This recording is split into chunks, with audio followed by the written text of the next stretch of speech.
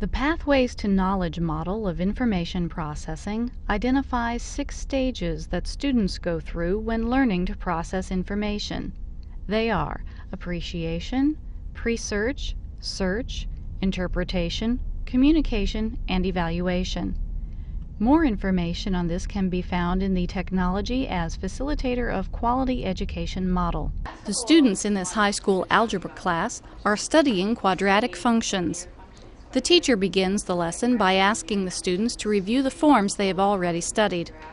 The students are building background information as they identify the forms and their uses. Then the teacher ties the students' prior knowledge to their task for the day.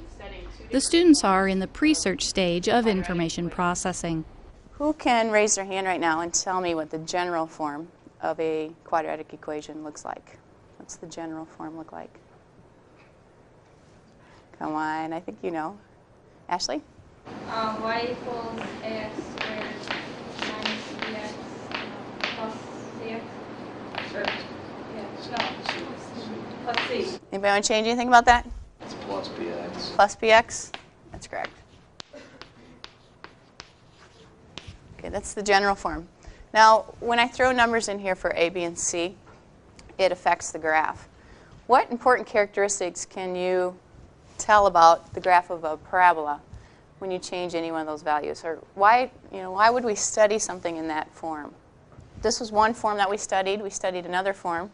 Who can recall what the other form is called? You guys see here? Belinda, what's the other form? Vertex form. The vertex, good. And what's that form look like? Y equals How about I get you started? A? a parentheses x times h parentheses squared plus k. That's K. Okay. 2 forms. Why would you use the vertex form? Holly? Because you can find the vertex, the coordinates for it. Okay, very good. How do I do that? How do I find the coordinates of the vertex? Okay, today we're going to learn another form, a third form. It's called the factored form. Okay, and I'm going to have you actually discover this form. What you guys are going to be doing is working in groups of 4. I think there'll be one group of 5. And what you will do is you will factor an equation that's in the general form. And you've done this. You did this last week. Some simple equations that you will be factoring. Then you'll take the graphing calculators and you'll type the equation into the calculator and you'll graph it. And then you'll look at the x-intercepts. And then as you're doing this worksheet, you'll make some connections. You'll see some patterns and you'll see easy, simple ways to factor equations using the x-intercepts. Okay? The students enter the search stage of information processing as they do a worksheet that will help them discover the connection between the factored form of an equation and its graph. They engage in cooperative searching using graphing calculators and paper and pencil to factor and graph simple polynomial expressions. They find relevant information, then they record it and recheck it to determine its accuracy. This is what it looks like when it's bigger. One line. Right. So that's all we're going to draw. So you just draw a straight line from like right here 6 down this side. down through 1, about half. And the x-intercept is 1 and 6. How do you know that? Because I zoomed out, and plus it's going to be the opposite of these two. It's going to be positive 6 and positive 1. This one was 4, so it's a negative 4. This one's 5 plus 1. Okay. Oh. That would explain things. Should we just make a line? Are you ready? Yeah, we're going to the back. Yeah. No. I think I did. What do you have? What's the x-intercept? 1 It's the and opposite 6. of what these are here. Yeah, it's going to be the opposite of what's inside here. So if it's negative 6, it's going to be positive 6. And If it's negative 1, it's going to be positive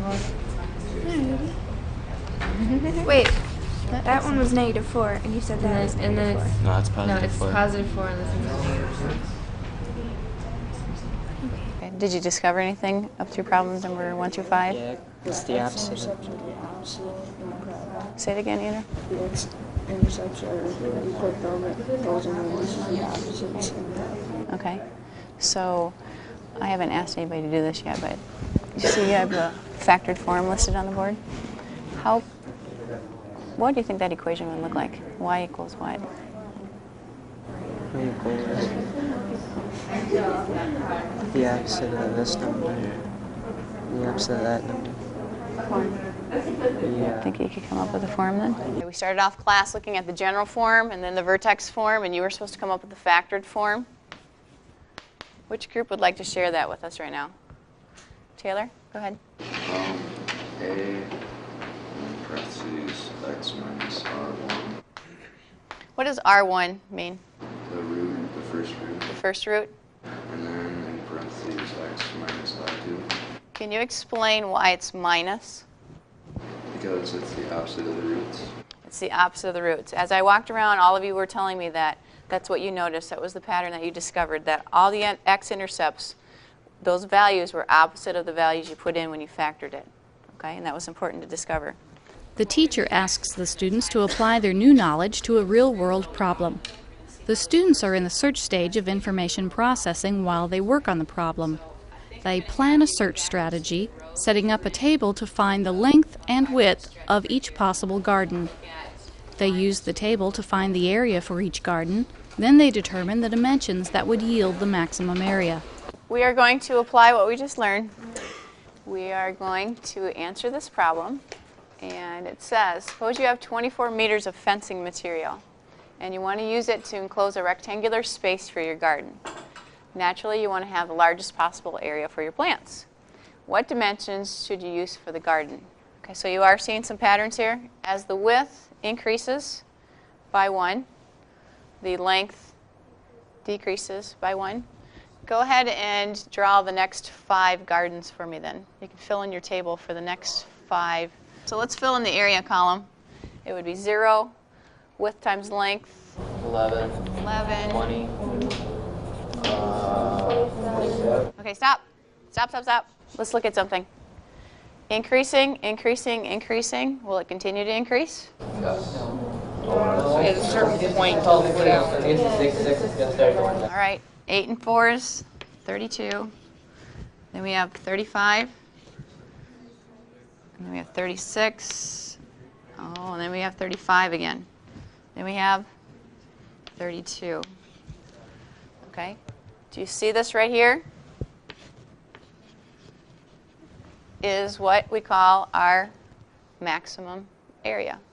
And the dimensions would be 6 by 6. Okay, now what we're going to do is we're going to take a look at what this looks like graphically. The students enter the interpretation stage of information processing when they relate the investigation to the concepts they have learned. The students have to draw conclusions about the real-world meaning of parabolas. What is the real-world interpretation right now of x being 0, scroll down there to the left, and y being, nope, I can't, that's the best I can get. Who can tell me what that means right there? What's the interpretation of that? That's where you'd have the smallest area.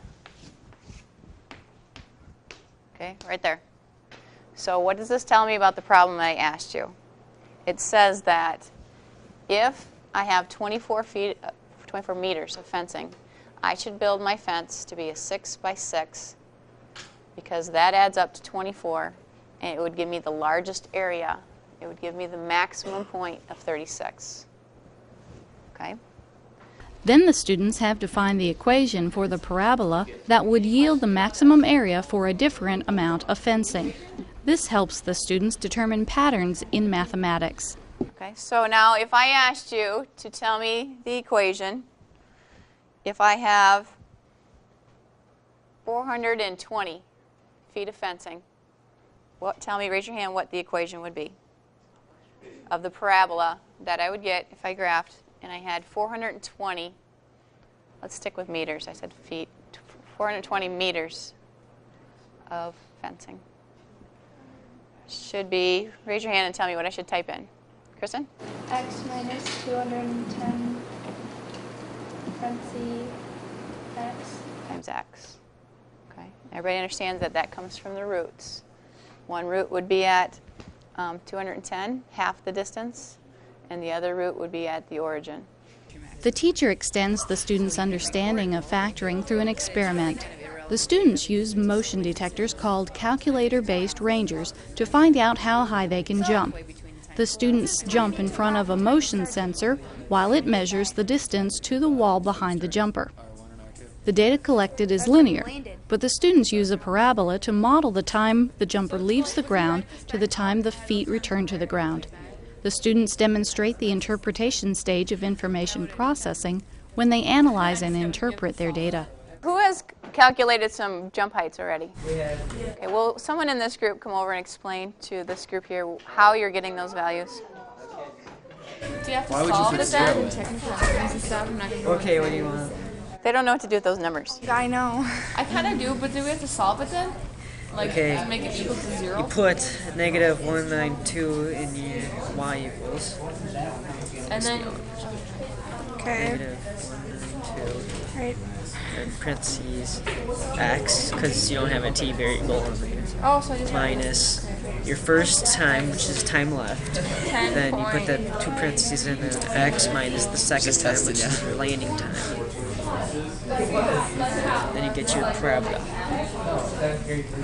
Oh, and then we find that. Okay, I get Then you find what, Holly? the maximum or whatever, right? Why? Yes. Because that tells you how high you jump. To assess the students' understanding, the teacher asks them to interpret 2 graphs that show the same kind of data the students collected. The students have to synthesize all the concepts and skills they have learned to explain the graphs. Here's how I'm going to assess how well you understand what we did. We have 2 people jumping up here, Al and Allison, and we've got some information that's listed there for you. I would like you to tell me something about these 2 people. Okay? You also need to tell me something about when they took off, when they returned, what's the difference between their plateaus at the top. Tell me a story about these 2 people.